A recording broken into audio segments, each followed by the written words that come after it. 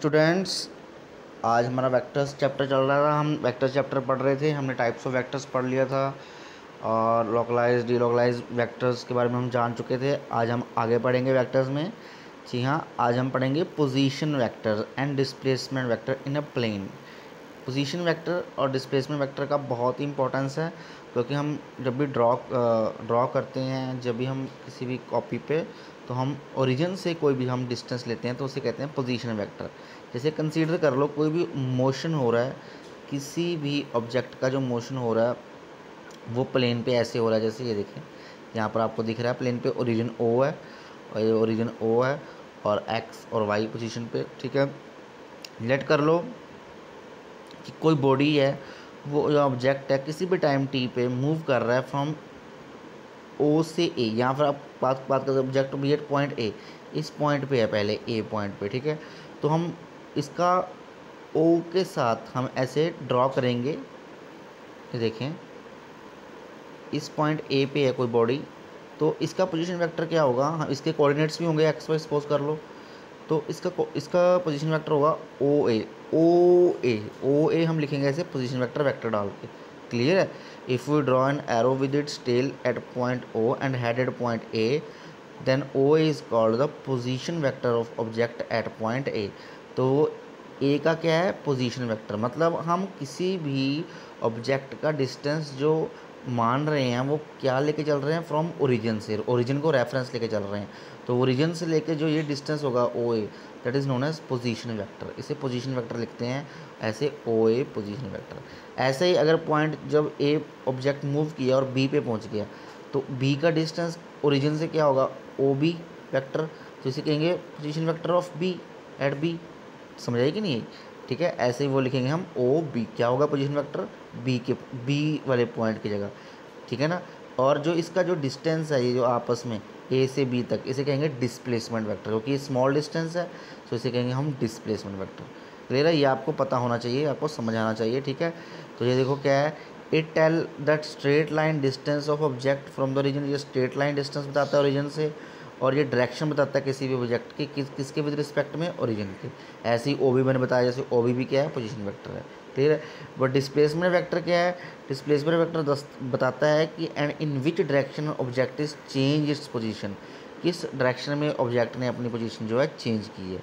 अगर ए के coordinate X Y है, बी के coordinate X dash Y dash मान के चलते हैं, ठीक है, तो ओ का पोजीशन वेक्टर क्या होगा? तो ऐसे लिख सकते हैं, ओ ए का पोजीशन वेक्टर क्या होगा? उसका मैग्नीट्यूड क्या है? एक्स है, और उसकी डायरेक्शन क्या है? सपोज कर लो एक्स जा रहा है इधर, x that is I cap. मैंने बताया था ना कल, आई कैप क्या उसका डायरेक्शन बता रहा है, उसका यूनिट वेक्टर है। प्लस ऐसे ही वाई का कोऑर्डिनेट्स क्या है? वाई की साइड मैग्नीट्यूड क्या है? वाई, स्मॉल वाई, और उसका डायरेक्शन कैसे बताएंगे? यूनिट वेक्टर जैसे, यानी कि जे कैप।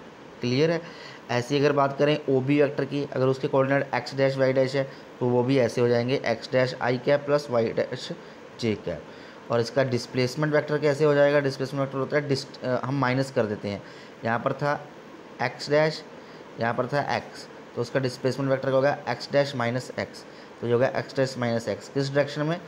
आई कैप। मतलब कि एक्स डायरेक्शन में है तो आई कैप, ऐसी वाई डायरेक्शन में तो वाई कैप। तो ये होगा उसका डिस्प्लेसमेंट वेक्टर। क्लियर है? ऐसे हम इसको नोट कर सकते हैं, लिख सकते हैं। क्लियर है? ये आपने ध्यान से प्रैक्टिस कर लेनी है, क्योंकि आगे काम आने हैं। ठीक है, आगे है multiplication of A vector by real number. कुछ नहीं है इसमें, अगर हम किसी भी वेक्टर को मल्टीप्लाई करते हैं रियल नंबर, जैसे 2 इंटू फोर्स है, ठीक है ना, तो वो क्या हो जाएगा? 2 इंटू एफ ही हो जाएगा। 2 इंटू फोर्स वेक्टर है जैसे, तो 2 इंटू एफ हो जाएगा। ठीक है, -3 इंटू एफ है, फोर्स है, तो वो -3f हो जाएगा। That is the multiplication bye a real number. Clear है? ऐसे किसी भी स्केलर के साथ मल्टीप्लाई कर सकते हैं। ठीक है ना, किसी भी स्केलर का, जैसे 10 न्यूटन है, ठीक है, 10 सेकंड है, तो अगर मल्टीप्लाई करें दोनों आपस में, एस इंटू ए को करें, ठीक है ना। जैसे हम किसी भी चीज़ का अगर हम सपोज कर लो ना, फोर्स निकालनी है, तो फोर्स एम इंटू ए होता है। टॉर्क निकालनी है, ठीक है ना, फोर्स इंटू डिस्टेंस होता है। तो आपस में भी हम क्या कर सकते हैं? उसको मल्टीप्लाई कर सकते हैं, किसी भी स्केलर के साथ भी मल्टीप्लाई कर सकते हैं। क्लियर है? जैसे देखें, एस इंटू ए 10 सेकेंड इंटू 10 न्यूटन, क्या आ जाएगा? Due waste. डायरेक्शन भी आ गई ना उसकी, देखो डायरेक्शन भी दे रखी है, भी कहाँ जा रही है उसकी, उसकी डायरेक्शन है, और ये उसका मैग्नीट्यूड है। तो वेक्टर क्वांटिटी है ना, तो 1000 न्यूटन सेकंड ड्यू वेस्ट। तो ऐसे हम जो स्केलर्स हैं उसको यूज़ कर सकते हैं। देखो ना, ये न्यूटन था, ये सेकंड था, 100 और 10 क्या था, स्केलर्स साथ में मल्टीप्लाई हो रहे हैं किसके, वेक्टर्स के। तो ऐसे हम सिंपल मल्टीप्लाई कर सकते हैं स्केलर्स को और वेक्टर्स को, स्केलर्स को वेक्टर के साथ। ओके, आगे है हमारे पास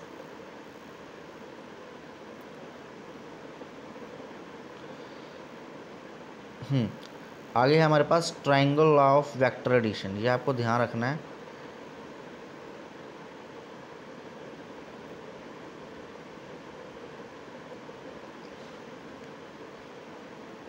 वेट, हाँ, triangular law of vector addition. इससे पहले आपको बताता हूँ रिजल्टेंट क्या होता है। रिजल्टेंट का मतलब आपको समझना चाहिए। रिजल्टेंट मतलब अगर सपोज कर लो ए वेक्टर इधर मूव कर रहा है, ठीक है, बी वेक्टर इधर मूव कर रहा है ऐसे, तो इसका रिजल्टेंट क्या हो जाएगा, ये दोनों ऑपोजिट डायरेक्शन में मूव कर रहे हैं, ये ए है, ये इसका उसके ऑपोजिट डायरेक्शन में, तो इसका रिजल्टेंट हो जाएगा ए माइनस बी, किसके विद रिस्पेक्ट टू, ए के विद रिस्पेक्ट टू। ऐसे रिजल्टेंट अगर एक डायरेक्शन में मूव कर रहे हैं तो इनका रिजल्टेंट क्या हो जाएगा, प्लस हो जाएगा।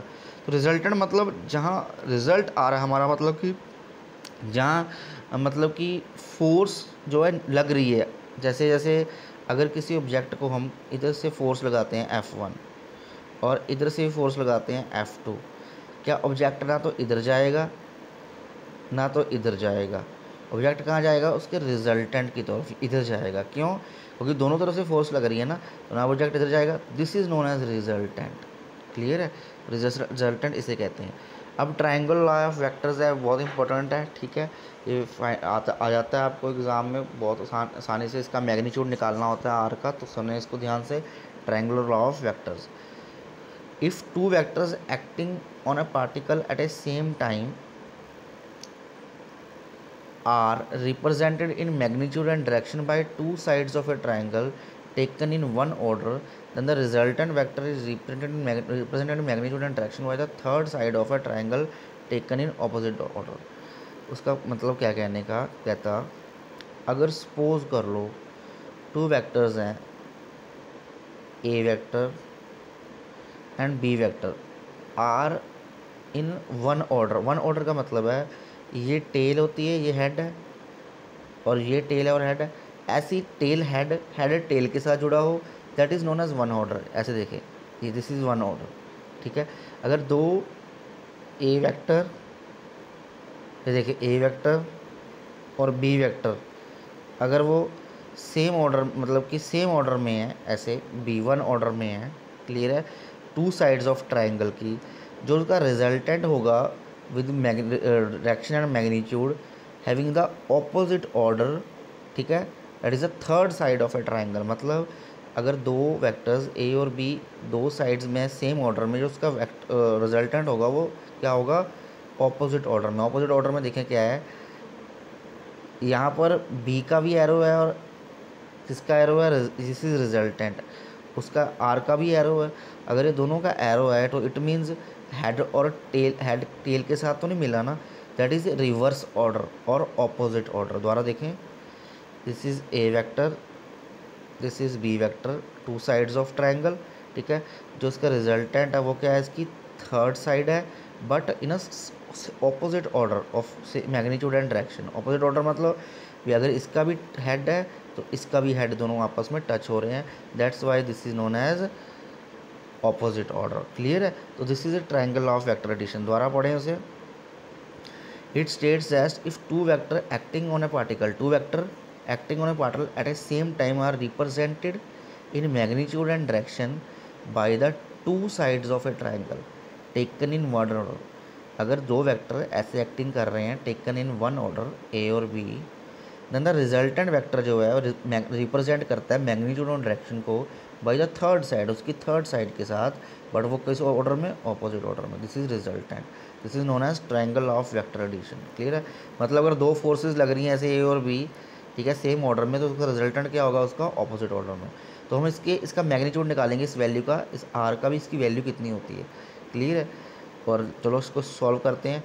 लेट कर लेते हैं two vector A and B inclined and angle theta. Let कर लो कि ये जो ए एंड बी है, this is A, this is B. तो देखो ना दोबारा ध्यान से, एक मैंने ए लिया, ये वाला ए, और ऐसे बी लिया हुआ उन्होंने, ऐसे बी, और इसको एक्सटेंड कर दिया आगे। एक्सटेंड करने के बाद ये एंगल मान लेते हैं हम थीटा, क्योंकि ये एंगल ही होगा ना ए और बी के बीच में। They are represented magnitude and direction, वो रिप्रेजेंट करता है मैग्नीट्यूड एंड डायरेक्शन से। ओ पी वैक्टर हो गया, यहाँ से ओ ले लिया तो ये हो गया हमारा ओ पी वैक्टर, जिसको हम कह सकते हैं ए। पी क्यू वैक्टर हो गया, जिसे हम कह सकते हैं बी। क्लियर है? तो ट्रायंगल, एक ट्रायंगल बना ली हमने, यहाँ से एक ऐसे ड्रॉ कर लिया लाइन, ये देखिए ये लाइन ड्रॉ कर ली हमने, डॉटेड लाइन, और ये एन पे परपेंडिकुलर है। क्लियर है? ये आप तो समझ आ गया होगा ना। तो ये रिजल्टेंट आर है। क्लियर है? और रिजल्टेंट आर एंगल बना रहा है बीटा किसके साथ? इस ए एंगल, इस ए वेक्टर के साथ। क्लियर है? अब हम ट्रायंगल लॉ के अकॉर्डिंग रिप्रेजेंट करेंगे ओ क्यू जो है थर्ड, सिंपल पता लग गया। तो थर्ड साइड जो होगी ओ क्यू क्या होगी? रिजल्टेंट होगी। ठीक है, आगे बढ़ते हैं। मैग्नीट्यूड ऑफ आर निकालते हैं। मैग्नीट्यूड ऑफ आर कैसे निकलेगा? ड्रा करेंगे परपेंडिकुलर क्यू एन, ये देखो क्यू और एन परपेंडिकुलर ड्रॉ कर दिया, ओ पी पे प्रोड्यूस कर दिए, इसको ओ पी को आगे बढ़ा दिया। ओ पी क्या वैल्यू क्या है? ए है। ओ पी की वैल्यू क्या है? ए है। पी क्यू की वैल्यू क्या है? बी। मान, क्योंकि अगर हम अब मैग्नीट्यूड की बात कर रहे हैं, हमें वेक्टर डालने की जरूरत नहीं है, सिंपल मैग्नीट्यूड बात कर रहे हैं। ओ पी का मैग्नीट्यूड क्या है? ओ से पी ए, ओ से क्यू क्या है? आर। एंगल क्या है? एन पी क्यू, एंगल कितना? थीटा। अब in triangle Q N P, इस ट्रायंगल की बात कर रहे हैं, इन ट्रायंगल द्वारा देखिए, in triangle Q N P, angle theta है इसमें। अब P N by P Q is equal to cos theta. Base angle के सामने वाला परपेंडिकुलर होता है, base P N by P Q, hypotenuse क्या होता है? Base upon hypotenuse cos theta. तो वही लिखा उन्होंने ऐसे पी एन। अब इसकी वैल्यूज़ निकाल ली ना उन्होंने, यहाँ से पी एन की वैल्यू निकाल लेंगे। अब पी एन क्या हो जाएगा? डिवाइड बाय है ना पी क्यू, तो पी क्यू कॉस थीटा, और पी क्यू की वैल्यू क्या अभी बताई मैंने, ऊपर लिखी हमें बी, तो बी कॉस थीटा। ऐसे पी एन की वैल्यू निकल गई बी कॉस थीटा। ऐसे same Q one by P Q हो जाएगा साइन थीटा, यानी कि perpendicular upon hypotenuse, perpendicular upon यानी कि Q one perpendicular upon B Q, hypotenuse P Q. ठीक है, तो क्या हो जाएगी? Sine theta. ऐसे क्यू वन की वैल्यू निकाल लेंगे यहाँ से, P Q sine theta is B sine theta. ये आपको ध्यान रखना है। अब राइट ट्रायंगल क्यू एन, ये बात करेंगे ओ एन क्यू। अब ये पूरी ट्रायंगल ले रहे हैं, ओ एन क्यू, ये पूरी ट्रायंगल ले रहे हैं। पूरी ट्रायंगल में ट्रायंगल का फार्मूला पता है आपको, पाइथागोरस थ्योरम। दिस हाइपोटेनियस का स्क्वायर, इसका स्क्वायर, इस ओ क्यू का स्क्वायर प्लस ओ एन का square is equal to O Q का स्क्वायर, हाइपोटेनियस का square is equal to O N का स्क्वायर प्लस क्यू एन का स्क्वायर। ये लिखा उन्होंने, ओ एन का स्क्वायर प्लस क्यू एन का स्क्वायर। बट जो ओ एन है इसको लिख सकते हैं हम O P plus P N का स्क्वायर, क्योंकि ये सम बन रहा है ना, ये पूरी लाइन है। अगर इसको काट दूँ, ये ओ पी एन है, तो इसको मैं लिख सकता हूँ O P plus P N. तो वही लिखा उन्होंने, इस ओ एन की जगह O P plus P N लिख दिया, ये पूरे ओ एन की जगह। ठीक है, तो ऐसी एन क्यू का स्क्वायर होगा जो बच गया जो।